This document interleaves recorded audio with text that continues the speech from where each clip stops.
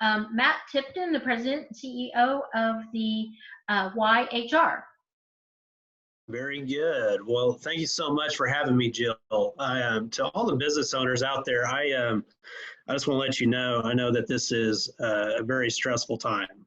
We've been doing nothing but, going into the trenches with the people that we work with on a daily basis, and as much as possible, trying to pump information out just as fast as we learn about it. And so this is something we've been living and breathing throughout this process. And even as of today, we've seen new updates come out, and we continue to push those out as well. So please, ask questions. This conversation doesn't have to be our last conversation. Whether you go through Jill or direct through us, we're just here to help you out. And so I just want to put that out there to begin with. What we're going to focus on today, though, and it is important, is the Family First Coronavirus Response Act. It's the FFCRA, and it is law. When this very first came out, and that's why I really want to emphasize this, when it very first came out, there was just this line that was in every posting that went out that said, if you're under 50 employees, you'll be able to apply for an exemption. And nobody really knew what that looked like. And to an extent, I think the government is still trying to figure out exactly how that was going to work. But that's why we didn't just immediately, put this type of information out there right away, is that we needed to learn what that actually meant. And that being said, that's why we're having this conversation, is that the law itself does apply. It does apply, and it is law to your business if you have employees and you're under 500. And so that is really important for you to know. And I know Jill is sharing this document with you right now. And that's very valuable information to have, that yes, there is still language out there about an exemption. We're going to talk about that in a second. But more than anything, it's not the entire law. So let me just be very clear about that. It's not the entire law. And so if you're on this call, you have employees, this is going to apply to you. And we're going to walk through exactly what those areas are. And with that, there's a couple of things I do want you to know. The government didn't put this into place to penalize you. All right. That's one of the things that when it very first came out, that's why a lot of people were screaming, what kind of relief is this, that we have to pay employees, where we've never had to do that before if we had less than 50 employees. And if you're familiar with the Family Medical Leave Act, that's always applied to employers with 50 or more. And now you're hearing language about expanded family medical leave. And now that applies to us. And that is true. And I very specifically to that point, if you're under 50 employees, it's just this expanded language that we're going to talk about that applies to you. So you're not all of a sudden having to comply with the expanded part of family medical leave as well as the FMLA law itself. So I'm being very clear about that. But it does walk through all the provisions of this. So a couple of things right out of the gate. First and foremost, this law runs from April 1st through December 31st. That's what you need to know right out of the gate. This applies April 1st, so that's this Wednesday, through December 31st. What you also need to know is that they gave us a 30-day window to get in compliance, which that's nice. It gives us a little bit of time to figure this thing out. But you also need to know that 30-day window started whenever they passed the law on March 18th. And so it's really that 30 days is not April 30th, it's April 17th. So that's the compliance window to start getting this information out, okay? And when I say get this information out, they have released a poster, and Jill, I think that's something that we can absolutely provide a link to. Yes, we have it. Actually, we have it already linked on the Chamber's website. And, that's all good. And I'm going to pull it up right now. Okay. And what you need to know about this poster is there are posting requirements. This is, again, I'm giving you kind of the high level here, and we're going to get into the down and dirty here in just a second. But it's important you know that this poster that she's pulling up right now, this is required to go out to your employees. So it needs to be posted in your facility. And you're like, well, Matt, we work remote. What's that all about? How's that going to work? Well, they provided guidelines for that. They're very aware of that. And this is something that does need to go out to your employees. I can tell you that I've sent this out electronically. I've put it on if you have a message board with your employees that you work through, you can put it out there. I have some employees that don't have emails, and we've done the mailing. We've licked the stamps, licked the envelopes, put the stamp on, and sent it out just to make sure that we're going to be in compliance. And that is something that you need to do as well for your employees. That's who this needs to go to. So with that being said, and let's talk a little bit about what this law is, and really hone in on the way the government is trying to make sure this isn't a penalty for you, the business owner, as far as what you need to pay out. The law focuses on 6 areas. And Jill, if you can pull up the document you had previously, Sure. Let's hone in on those 6 areas for me. Let's see. That's not it. You got a lot going on there. There it is. Scroll down for me. Okay. And right here, that's perfect. Okay. So this is what we're talking about. This is what this law covers. And many of you are going to say, well, Matt, am I going to get paid back for this money that I pay out under this law? The answer is yes. And the answer is yes, 100%. Okay. And that's why when the government passed this, they did not look at this as a penalty to your business, is that you are going to get this money back. It's going to be in the form of payroll taxes. And we'll talk a little bit about that here in a second, so that you recoup that money fast. You don't have to, it's not something that you're going to have to wait for till at the end of the year and work backwards. So there is a way to do this that's going to happen sooner than later. But here's what we're talking about. The leave that you're required to, if you have employees underneath this bill, focuses on 6 areas.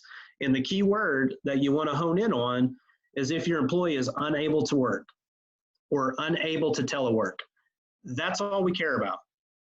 If you have an employee that works for you and for some reason they are unable to work and it's related to COVID-19, and we're going to walk through each of these 6 areas, that's when this is going to apply. Okay? So let's talk about that. And we're really going to hone in on the first 3, and then we're going to hone in on the last 3. And there's a reason for that, because the first 3 are the ones that apply directly to our employees. It means it's happening to them specifically. Number 1, we're talking about they're unable to work or they're unable to telework. That's important, okay? Due to they are subject to a federal, state, or local quarantine or isolation order related to COVID-19. All right? Many of our businesses right now are in isolation. We know that. Due to a local order, due to a state order. Some of us have the ability to work because we fall into those special categories as outlined by the government. That works too. But if you're one of those businesses that can't work and your employees are isolated and they can't telework, that's important, right? Then they would qualify for this. They would qualify underneath this law to receive up to, and let me be very specific, up to 80 hours. So even though I told you in the beginning, this law runs from April 1st to December 31st, it's 80 hours total per employee, okay? It doesn't reset, it doesn't reallocate, it's not per occurrence, it's 80 hours total. And so when they utilize this leave, they just utilize it up until they hit that 80 hours, and then that's when it stops. You don't owe anymore. There are different types of leaves that can kick in, assuming your place of business offers those types of things like paid time off, things of that nature, sick leave, that are internal policies within your business. But outside of that, as far as this law is concerned, all we're talking about is 80 hours. And whatever money you pay out in that 80 hours, and for a lot of us business owners, you can start doing the math right now, you recoup that in payroll taxes. So if you pay out $1,000, okay, under sick leave, under this bill, you pay out $1,000 in employee salary that's applied to this, and your payroll taxes are at $1,500 total, because not everybody may be under this. So you just end up, for whatever reason, during that time period, you pay out $1,000 under this bill. and your payroll taxes are $1,500, you're only going to owe $500. Okay, that's one example of how the IRS is going to make sure that you stay flush as far as this bill is concerned, as far as this law is concerned. And number one that we're talking about, this isolation order, and where that falls, that is a requirement. As I mentioned to you in the beginning, there's part of this law, if you're under 50, that you can apply for an exemption. We're not there yet. So everything I just told you as it applies to number one, we're all in. I have two employees, I have a full-time employee and I have a part-time employee, I'm in the boat with you. We're all doing this together, okay? That's where that falls. Let's talk about number two. The employee has been advised by a healthcare provider to self-quarantine related to COVID-19. So again, we're talking about what's happening to us personally, okay? And that is COVID-19. It's happening to me. Somebody has told me that I need to self-quarantine as a result of this. Then again, I'm eligible under this bill to receive 80 hours of sick time. Again, 100% refundable back to the business. Okay, that's what that is there for. And number three, I'm experiencing COVID-19 symptoms and I'm seeking a medical diagnosis. That's allowed too. Okay, so I'm having the symptoms, I'm trying to seek medical attention. It's best that I'm not around people and therefore I can't work. And again, this all relates back to unable to work, unable to telework. And the reason I stress that is that I can have COVID-19 symptoms and still be able to work if, per your business, you allow me to have remote access and I'm able to do my job remotely. This is only for people that cannot work. They are unable to work, all right? And I can't stress that enough. I'll probably repeat it many more times.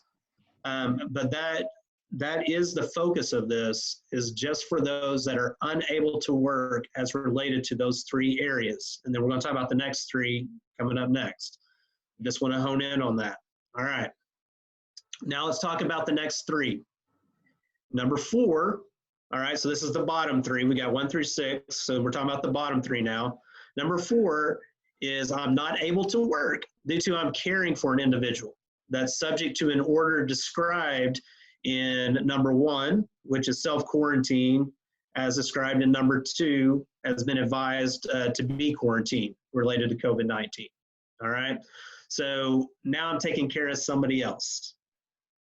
And when we talk about 4, 5, and 6, we're now related, now we're talking about the expanded FMLA portion of the law, okay? The expanded FMLA portion will tell you that you only have to pay 2/3 of their salary while they're out, 2/3, up to $200 a day. So there is a cap, all right? It's 2/3 up to $200 a day, and that is the cap. All right. So when somebody goes out for anything that happens under number 4, number 5, or number 6, it's due to that. That's what you're going to be responsible for. Again, refundable back to the business at 100%. Okay. I should emphasize, let me back up a little bit because I do want to be very clear about this. So 1, 2, and 3, that's the sick leave provision. And I mentioned the 80 hours. There is a cap on that as well, which is $511 a day. All right. Most people are going to be underneath that. Not a lot of us make $511 a day. So it's just going to be whatever our regular take home pay that day would be. But I recognize there are some out there, especially in the sales world, you're dealing with commissions, you're dealing with, big dollars.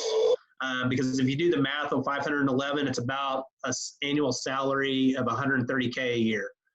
So if you're, trying to do the math in your head on that, any employee that's not making that, and they don't make that because you do the payroll, it's your money going out the door, you can be pretty safe that it's just going to be whatever their regular rate of pay is for 1, 2, and 3. Now, again, going back to 4, 5, and 6, I want to make sure I put that out there. 4, 5, and 6, we're dealing with expanded FMLA. And under expanded FMLA, you're paying up to $200 a day, okay? Up to $200 a day, and it's 2/3 their take-home pay. It's not their full salary. It's just 2/3, all right? Jim, I'm going to have you go back up to the 4, 5, and 6 right quick. Okay, right there.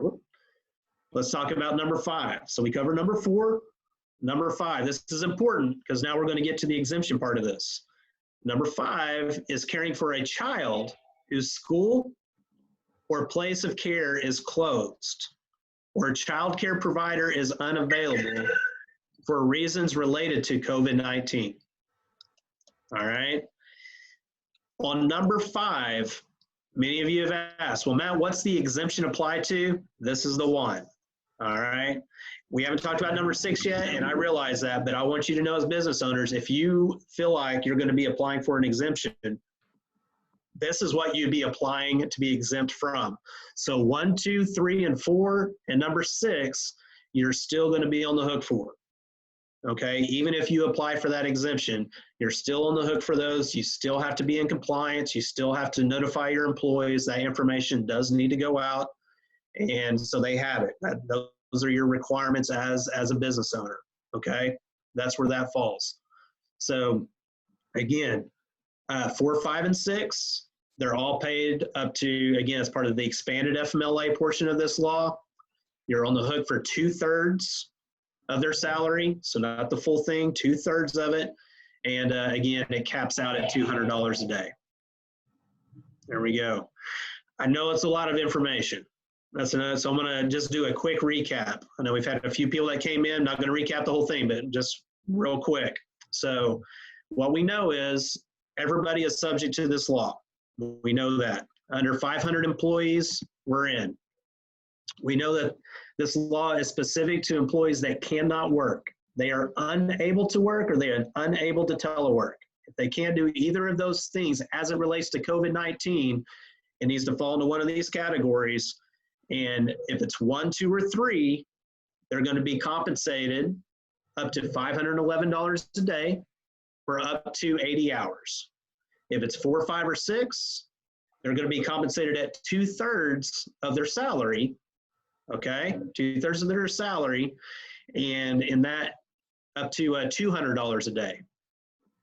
Okay, so that's just kind of a quick recap, but that's what 4, 5, and 6, that's what that applies to.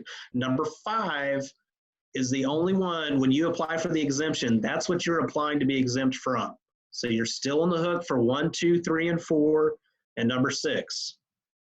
All right, if you got your pen and paper out, real quick, 1, 2, and 3, you ask, which employees does that apply to? It applies to employees that have been employed for 1 day. All right, so there's no, well, Matt, this person hasn't worked for me for that long. Does it really apply to that individual? Yes, it does. Okay, it does apply. Does it apply to part-time employees? Yes, it does. And there's a special calculation for that. All right, and we'll get that to you as well. Matt, yes. I know that some employees have been, some places have either furloughed or let their employees go. And I think one of the things that it's important to know is that it's kind of an either or path. Either you let your employees go and they file for unemployment and draw that, or you go down this path where you pay them FMLA and you get reimbursed for it. And so at this point, you know, employers that are trying to figure out what's the best thing to do, that's kind of a binary choice they need to make right there, right? It is. Let me speak to that. So I don't want to completely shift gears, okay, but let me finish this first thought, and then let's talk about furlough and layoffs and how this could apply. So again, employees that are eligible for 1, 2, and 3, they only have to be employed a day, and they're eligible for that. Full-time, part-time, doesn't matter. 4, 5, and 6, the expanded FMLA side of this, they have to be employed for 30 days before they're eligible. Okay, and then once they're eligible, there's actually a 10-day waiting period. All right, that goes along with that. And then this kicks in for 10 weeks. So they're actually eligible for 10 weeks of that 2/3 pay. So whereas 1, 2, and 3, we're just talking about that 80 hours. 4, 5, and 6, we're talking about what could be 10 weeks at, again, 2/3 of their pay, and again, 100% refundable back to the business. You will get every bit of that money back. Okay? I just want to emphasize that before we get into to furloughs. And real quick, Jill, can you unmute Ashley for me, please? Sure. I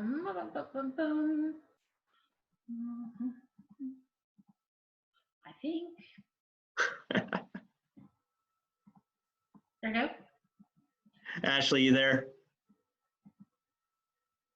Well, I thought I unmuted her. Okay, can you hear me? There you are. Thank you. I want to introduce everybody to Ashley. Ashley works for me, works with me, and she has been all in on this FMLA portion of the law.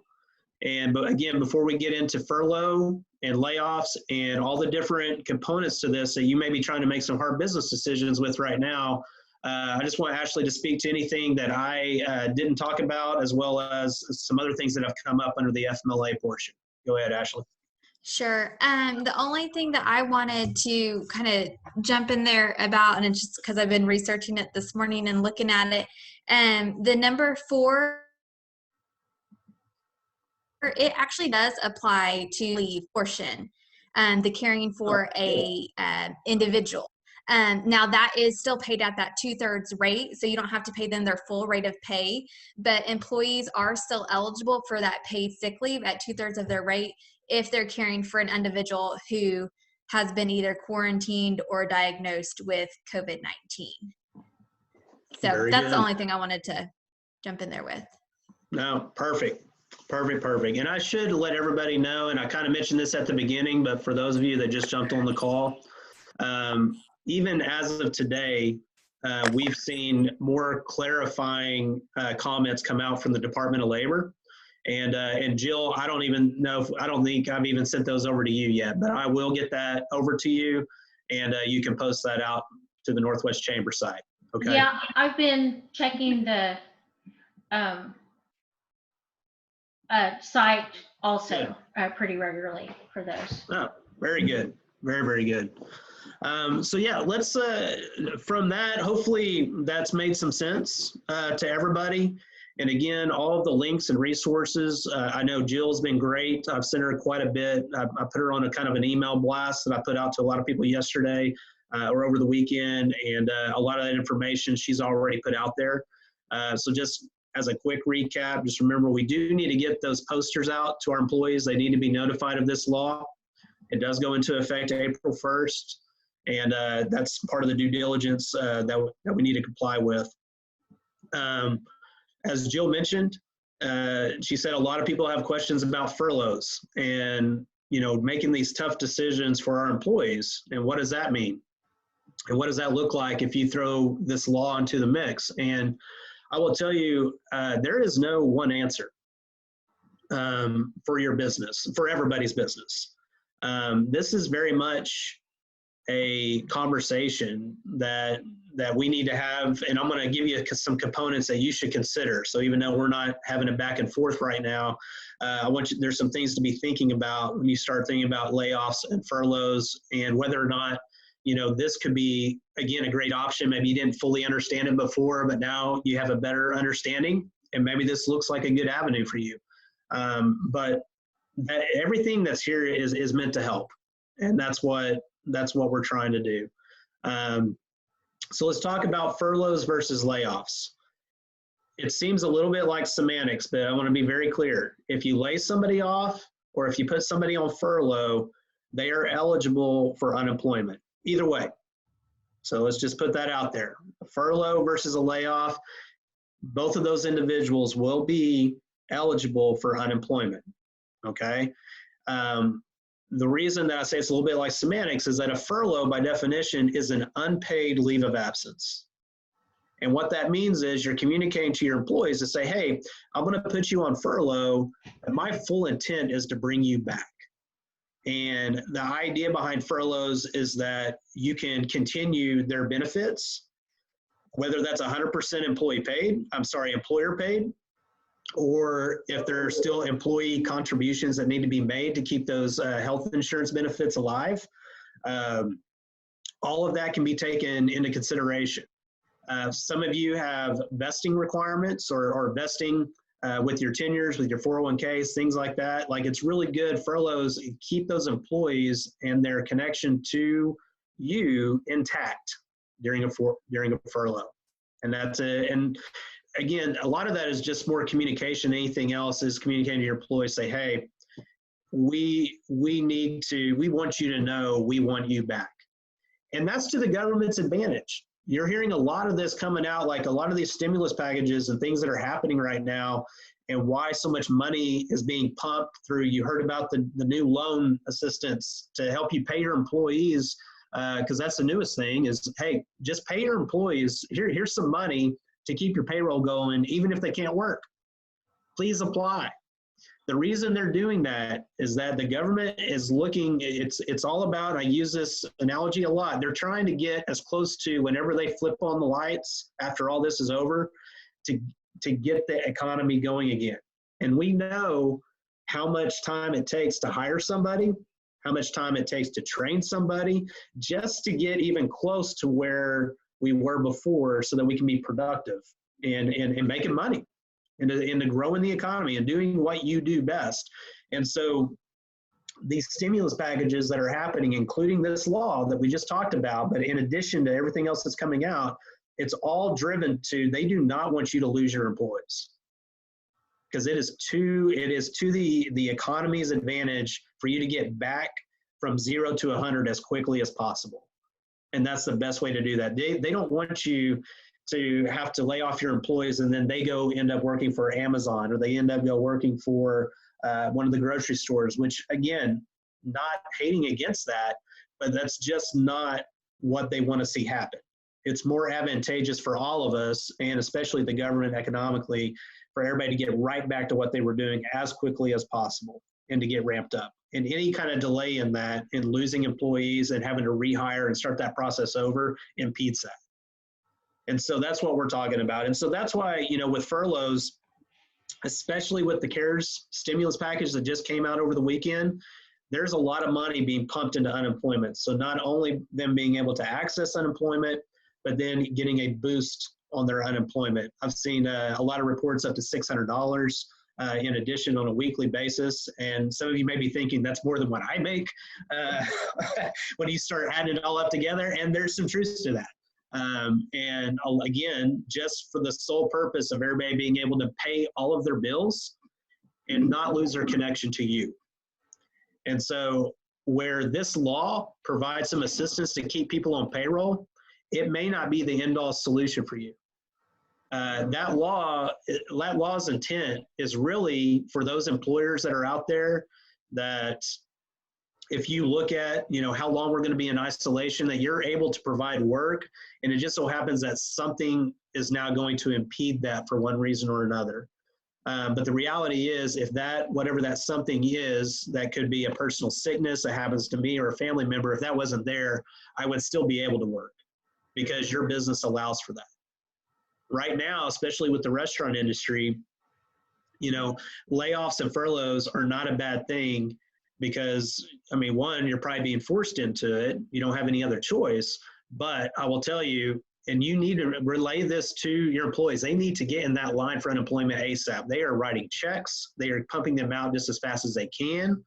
Through the Oklahoma Employment Security Commission, get that done so they can start receiving those checks. And they're going to be, like I said, with the new stimulus package, it's going to be healthy and to help them be able to make it through each week, make it through the month, however long this is going to last, and hopefully come right back to work for you in the end. Okay. And so that's real important that I say that. I've got some clients that are going through that. And as I mentioned, it's not just a one-size-fits-all solution here, as every single day we're going to see more of these loan assistance programs come out. We're going to see more information on unemployment boosts that come out. And then you've got this law that is not meant to be scary. And I want to reemphasize, we are here to help. I've told Jill that, and that to not hesitate if you're sending her questions to flow back over here. We also advise, some of you have general counsel and attorneys to visit with. you know, this is that opportune time to have those discussions, and we encourage that. Also with your CPAs, another just kind of to understanding more about the loan side of things that we're really not experts in, but we are getting read into, and that's a really good place to go so you know what that looks like. The idea is that nobody gets penalized in this, even though that we know that we're all taking a hit. I totally get it. But we do want to come out the other side for sure, and these are all steps to doing that. And Jill, just tell me what you're thinking as far as you want to start taking some questions. But hopefully we covered at least a little bit of those areas. And again, getting back to the law, the FFCRA, that is something that we all need to be attentive to. And hopefully what I provided at least gives you a little bit of insight. And for those of you that are thinking about applying for that exemption, again, that's just for number 5 of that law. You can reach out to us. The government is still putting out, I haven't seen the official, hey, go here to apply for it. But I will tell you, if you're thinking about it, you have to provide a very compelling reason as to why number 5 on that list would impede your business's ability to function. That's what they're looking for. And as long as you can show that, then there's a chance that you could be exempt, again, just from number 5, not from the whole law, just from number 5. Matt, in terms of the reimbursement that we could get by applying, you know, we've paid out the FMLA and we're applying for that tax credit. What does that process look like in terms of applying for the tax credit? If we're having to pay that money out immediately, how long until we're going to see that money back? So everybody should be in touch with, and this is just kind of a PSA announcement here, needs to be in touch with their payroll provider, okay? You need to be talking to your payroll provider, whoever you run payroll through, and they are going to be, they're going to be your best friend because it's going to be on the payroll tax side.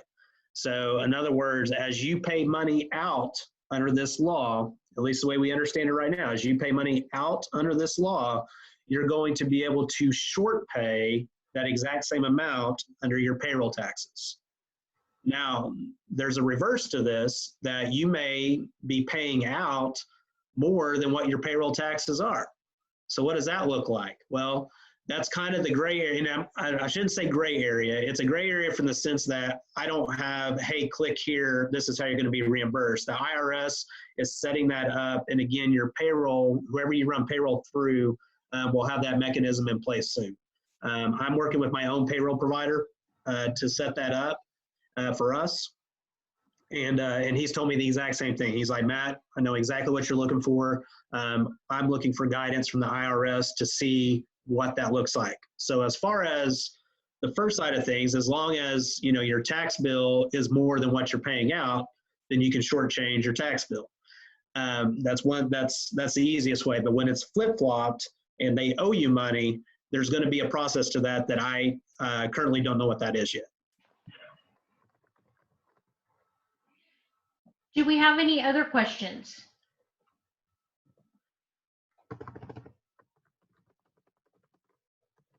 And remember to use your chat box if you've got that. Kirsten asked about getting a poster to hang in the business. On the Chamber's website under the resources, and I'll include that on there, but we've created a special COVID-19 resources page, and the very first link on there will provide an 8.5 by 11 PDF that you can either print, or since it's a PDF, you can also forward it out to all of your employees. And that is that's the link to the official one that's on that. All of the different documents with the different background information that we've been showing on the screen today are all linked on that page also, and we will continue to add additional resources to that. Perfect. Great question. Donna asked, do independent contractors qualify? Independent contractors are not part of any part of this law or unemployment that we're talking about. That said, Independent contractors by definition are self-employed, and there is assistance in that area. It has nothing to do with what we talked about today, but there is self-employment assistance. Even myself, and for many of you that are out there that are business owners, and you've had to shut down the business completely, so your employees are out there applying for unemployment that they're going to receive. You yourself, if you're going down to zero until you can start your business back up, there is assistance for you as well. That's a whole separate process, and I do advise going through your CPA for that process. And I would, if you have independent contractors, tell them the same thing. Very good. Let's see. Let's get back to our full screen where we can see everybody. So I am excited that we've had 30 participants in this today. I do want to ask, who is 946-4489? Who is that? Please identify. Jones, Dale Rogers. Okay. Well, you're on there on 2 different screens then. So that's interesting. I'm multitasking. Okay. Very good. Do we have any other kind of questions? Oh, do you have to prove to an employee is unable to work? Can you, once again, or maybe I can actually, I'm going to unmute Ashley right quick to handle these questions on, And Kirsten, I've unmuted you also if you want to speak to this question. Oh, hi. I was just curious how someone proves that they're unable to work. Like, I mean, obviously I would believe my employee, but is there some burden of proof I'd have to provide to the government in order for them to qualify for these benefits? Gotcha. Ashley, can you speak to that? Yeah, sure. I haven't seen any regulations on specific documentation in regards to unable to work. The documentation that is out there that it speaks to is providing documentation if someone has been diagnosed with the COVID-19, has been given advice by a healthcare provider to stay home and self-quarantine, or if you guys are going to be providing, providing for the tax exemption to get reimbursed for the employee staying home to care for a child, documentation that the child's school is closed, and that documentation can be anything like as simple as a posting on Facebook from the school saying we're closed, or a text message from your child care provider. As far as unable to work, I think you as the employer is going to be able to, determine if that employee is truly unable to work based on what their job is with you at your company. So. And that was great. Thank you, Ashley. And I want to jump onto that too, Kirsten, along with everybody else that's listening to this. There is a difference between somebody being unable to work and choosing not to work. We do have employees that have told their employer, and these are companies that right now, even though we're under this isolation, that they've been granted access, say, yes, you're a viable company, you are a company that needs to continue to work. They've had employees say, I don't feel comfortable. Telling your employer that you don't feel comfortable and being unable to work are 2 different things, okay? As an employer, I'm not here to tell you how to run your business, but I will tell you, I'm always in favor, especially during times like this. If somebody's like, hey, I just don't feel comfortable working, I don't have a problem advising some of my clients to say, hey, let them just have an unpaid leave of absence. If they just really don't feel comfortable working right now, that's okay, but they're not going to get paid. There's a difference between choosing not to work, feeling uncomfortable to work, and truly unable to work. And unable, again, is the key word under this law as it applies to them being paid and you being reimbursed. Yep. And I'm glad you asked that question, because that will come up. That will, if you send out this posting to your employees, you're going to start getting a variety of questions, and just keep that in mind. We're talking about unable, not choosing not to. So. Do we have any other questions? Great question. let's see, a couple of people, let's see. Lisa, you asked a question that was similar to. It was the same. Was it the same? Yeah, Okay, it so was that's the what I same. answered? I just Okay. wasn't sure, like, to get the tax credit, if we would have to provide proof from our employee. Okay.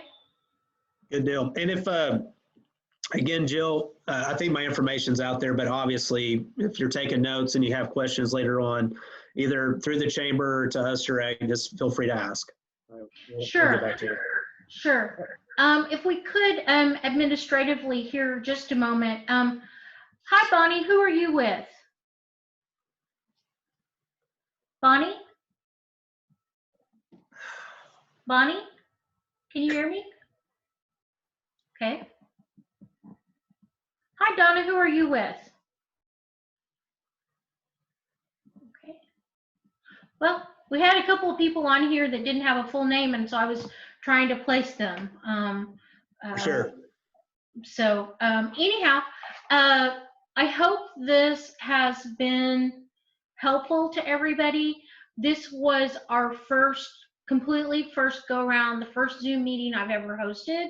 So if I jumped around or didn't provide enough content, I apologize. I'll watch the recording and learn, critique myself what I could do better. But I appreciate you guys working with us through this.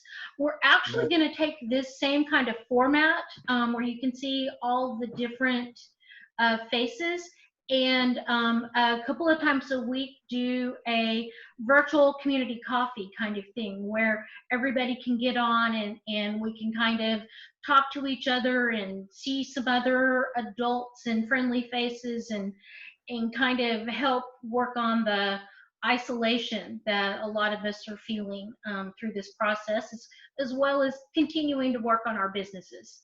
Because I know that it's easy to get swept up in all of the other things. And so a question that I kind of had with that is, we're looking at, do we offer this at 9 in the morning, mid-morning? Do we go with like a 1 o'clock or a 3? And if you guys could over here in the Zoom chat, just give me a little a note about what time that would work.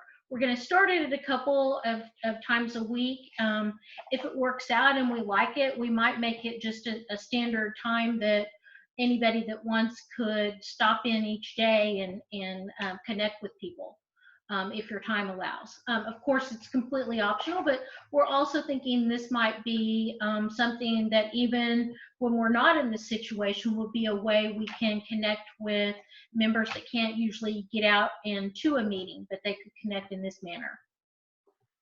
So, and I'm going to see if I can unmute everybody at once and kind of let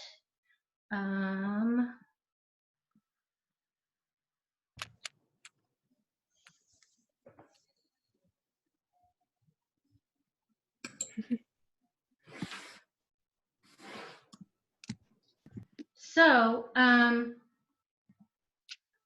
going to unmute you guys, and if anybody has something that you'd like to say or add or an idea. One quick question that I had was about mental health and a worker's ability to work during this time, if that's going to play a role. It absolutely will. Just to put this out there, I'm really glad you brought that up, because I've been a very big proponent across the board for employers to have an employee assistance program in place, and I realize that not everybody does. But if you haven't heard of that term, it's called an EAP, Employee Assistance Program, EAP.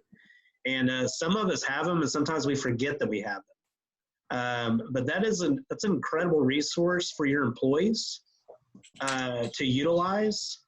And if you're not familiar with that, and it's not offered through, if you have group benefits, sometimes you have group health insurance, you may actually have access to an EAP and not realize it, depending on, the detail your broker went in depth with you on that, because sometimes they can be packaged.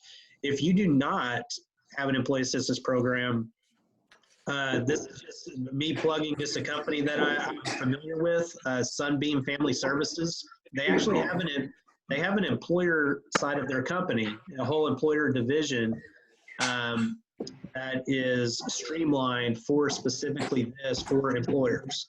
And they have different packages that you as an employer can purchase for your employees so they can have sessions and accessibility, but the anxiety is going to be high. And those types of outlets are huge. I just can't say it enough. Mental health is yeah. I mean, my wife has worked in that field for years, and amongst other things, and I'm very sensitive to that. And we just all need to keep that in top of mind for sure. Thank you for bringing that up, Melissa. I appreciate that. So can mental health, can that qualify an employee to be unable to work?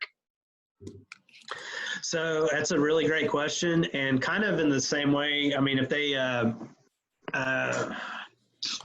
trying the best way to put this. In fact, Ashley, are you still on the line?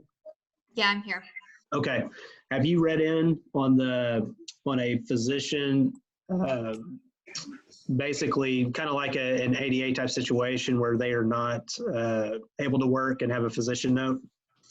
So I think you would have to treat this as two separate issues. So the unable to work under the FFCRA law applies to those 6 criteria items that Matt taught earlier.